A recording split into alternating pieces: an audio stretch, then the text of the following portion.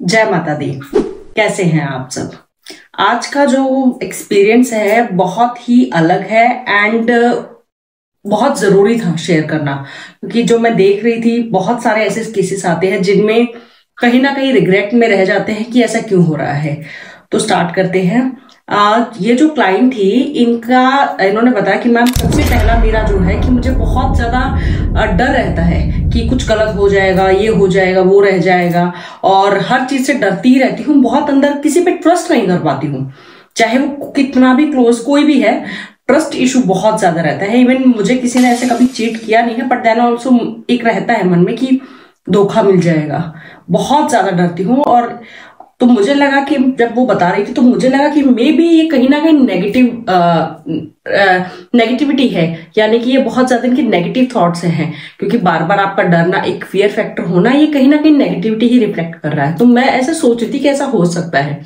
Secondly, जब उन्होंने बताया कि मैम मेरे 2 मिसकैरेज हुए हैं एंड अब भी जो थर्ड बेबी है वो भी ठीक नहीं है, ऑटिज्म है उसको, एंड ऑटिज्म है, इवन और भी प्रॉब्लम्स है कि वो सुन नहीं सकता है, बोल नहीं सकता है बच्चा, बहुत प्रॉब्लम्स है। एंड अभी प्रेग्नेंट हूं मैं, तो मेरी प्रेगनेंसी कैसी रहेगी। तो जब मैंने उनके रिकॉर्ड्स ओपन किए तो सबसे पहले जो ऑब्वियसली मुझे देखना था कि उनको ये फियर फैक्टर क्यों है, क्यों उनको लगता है कि जो भी उनकी लाइफ में है या कोई भी आएगा या लाइफ में वो उनको धोखा ही देने के लिए है, वो किसी पे ट्रस्ट क्यों नहीं कर पाती हैं।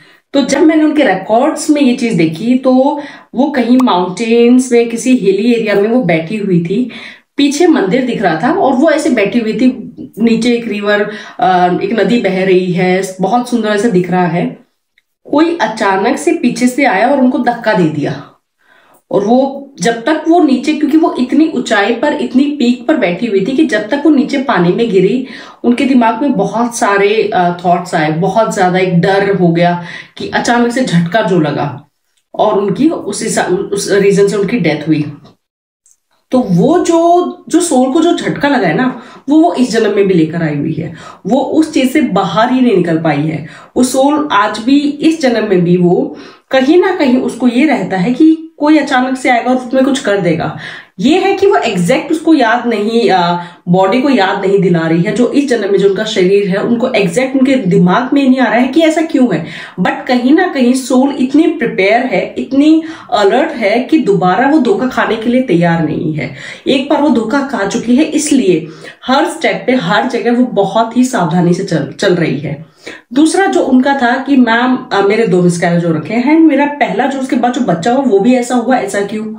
तो जब मैंने उनके रिकॉर्ड्स में देखा तो उनके दिखे कि जो उनको पहले जो 2 बच्चे होने वाले थे ना, वो तो शायद कहीं ना कहीं, क्योंकि उनपे गणपति जी की बहुत कृपा है। जब मैंने उनके रिकॉर्ड्स ओपन किए थे तो उन्होंने पूछा कि मेरे ऊपर ब्लेसिंग किसकी है, तो मुझे गणेश जी दिखे थे। तो मैंने उन्हें कहा कि आपके ऊपर गणेश जी की बहुत ब्लेसिंग है।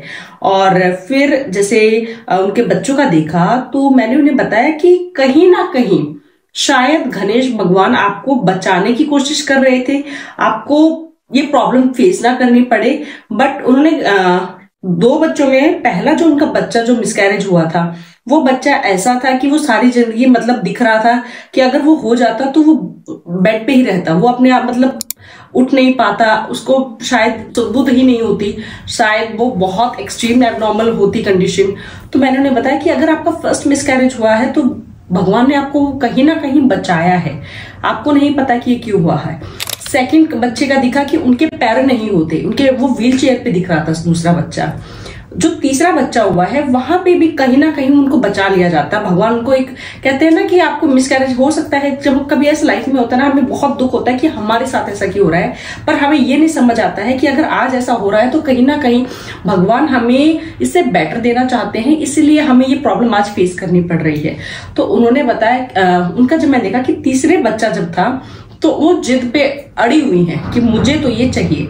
और फिर मैंने जब उन्हें बताया तो उन्होंने कहा हाँ, तीसरे बच्चे में हमने इवन डॉक्टर्स ने भी बता दिया था कि बच्चा नॉर्मल नहीं है, बट कहीं डॉक्टर्स ये नहीं कह रहे थे कि आप अबॉर्ट करा लो, अभी 3 मंथ्स नहीं हुए हैं आपके पास है, क्योंकि डॉक्टर्स को बहुत पहले ही इंडिकेशंस मिल गए थे, रिपोर्ट्स में दिख गया था।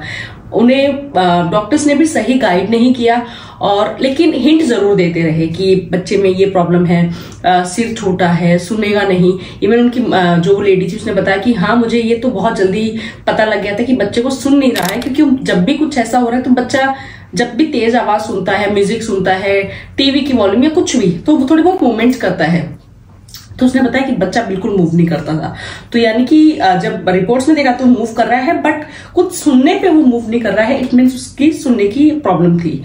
तो उन्होंने बताया कि हाँ बहुत पहले पता चल गया था कि ये वाली प्रॉब्लम्स है, बट लग रहा था, क्योंकि डॉक्टर्स भी कहते हैं कि चलो ठीक हो जाएगा, कोई नहीं, हम संभाल लेंगे। और जिद भगवान के आगे भी जिद रख दी थी कि इस बार तो चाहिए, इस बार मैं ये नहीं एक्सेप्ट करूंगी।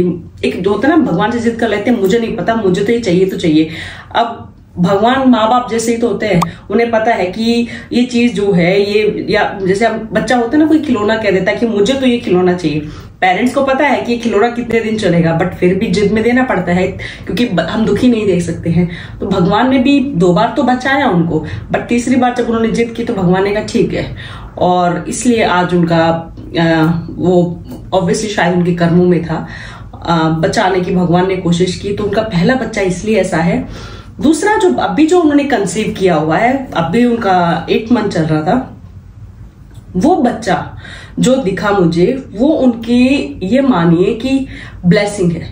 जिस दिन से वो बच्चा उनकी लाइफ में आएगा, मैंने उन्हें बताया कि आप चारों तरफ से कहते हैं ना, आपके हर चीज में ही आपको फायदा मिल रहा है, आपके रास्ते खुल जाते हैं, आपको समझ नहीं आता है कि संभाले तो कैसे संभाले, जिंदगी इतनी अच्छी एकदम से आपकी हो जाएगी। ये बच्चा जो अभी होगा ये आपकी ब्लेसिंग होगी। और शायद भगवान भी यही चाहते थे कि आपको बचाते रहे और आखिर में आपको जो आप डिजर्व करते हैं वो आपको दिया जाए, पर आपने जिद की, इसलिए आपका तीसरा बच्चा आपका जो है वो ऐसा हुआ है। और तो मैं आपको एक ही चीज कन्वे करना चाहती हूँ कि जब भी हम कुछ जिद करते हैं ना, तो थोड़ा सोच कर जिद करिए। मेरा ये मानना है कि भगवान पर छोड़ दीजिए कि जो मेरे लिए सही है आप वो दीजिए।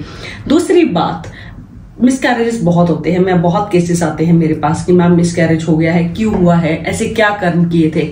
देखिए कई बार तो ऑब्वियसली आपके कर्म होते हैं, नो डाउट, कर्मों का ही हम भुगतान कर रहे होते हैं हर जन्म में, लेकिन कई बार भगवान हमें बचा भी रहे होते हैं। अगर आपसे कुछ मिल रहा है, आपको लग रहा है कि लाइफ में ये अपॉर्चुनिटी आई थी, या ये इंसान आया था, ये मुझे बहुत अच्छा लग रहा था, इससे ये मेरी लाइफ से क्यों चला गया, क्यों नहीं मिला, तो आप थोड़ा सब्र रखिए, थोड़ा सा आपको थोड़ा सा कहते हैं ना, सहन शक्ति की जरूरत है।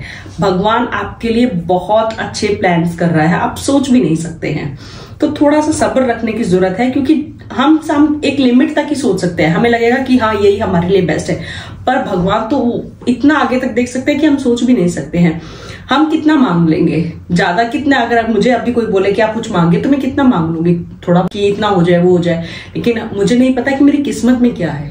तो सब आप ऊपर वाले पे छोड़ दीजिए। जो मिल रहा है आपका मन चाहा तो बहुत अच्छी बात है, अगर मन चाहा नहीं मिल रहा है तो ज्यादा अच्छी बात है, वो बहुत अच्छी बात ज्यादा है। तो थोड़ा सा संभल कर चलिए, जिद मत करिए, भगवान के ऊपर छोड़ दीजिए। और अगर जिंदगी में कुछ आकर चला जाता है तो तसल्ली रखिए, सोचिए कि जो हुआ है अच्छा ही हुआ है, शायद इससे बेटर मैं डिजर्व करती हूँ, इससे बेटर मुझे मिलेगा। एंड कहीं ना कहीं सबसे इंपॉर्टेंट बात पता है क्या है, कि हम भगवान के क्लोज हैं, वो हमें देख रहे हैं, इसलिए हमें हर जगह बचा लिया जाता है।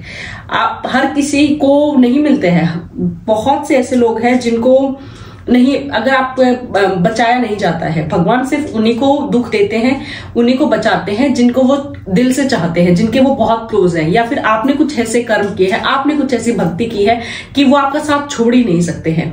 इसलिए हमेशा देखना कि जो भगवान की भक्ति करते होंगे ना, जो जिनके ऊपर कुछ ब्लेसिंग होगी, उनकी लाइफ में सबसे ज्यादा स्ट्रगल होता है, सबसे ज्यादा दुख होते हैं, क्योंकि दुख तो आने ही थे।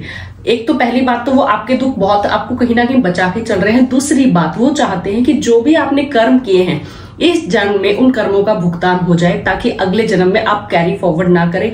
आपको आपने जो भक्ति की है, जो एक विश्वास किया है, उसके बेस पर आपके उन ब्लेसिंग्स के, आपको ब्लेसिंग्स देकर आपकी अगली जिंदगी इतनी अच्छी मिले, इतनी अच्छी मिले कि आप हमेशा भगवान का शुक्रगुजार करते रहो। तो इसीलिए जो भक्त होते हैं उनकी जिंदगी में सबसे ज्यादा दुख आते हैं। तो इस बात से दुखी नहीं होना है, विश्वास रखिए जो हो रहा है बहुत अच्छा हो रहा है। उनसे सियाना, उनसे समझदार, उनसे दुनिया को देखने का तजुर्बा और किसी को नहीं है। जिसने दुनिया बनाई है उसे दुनिया चलानी भी आती है। तो विश्वास रखिए जो होता है बहुत अच्छा होता है, अच्छे के लिए होता है। जय माता दी, जय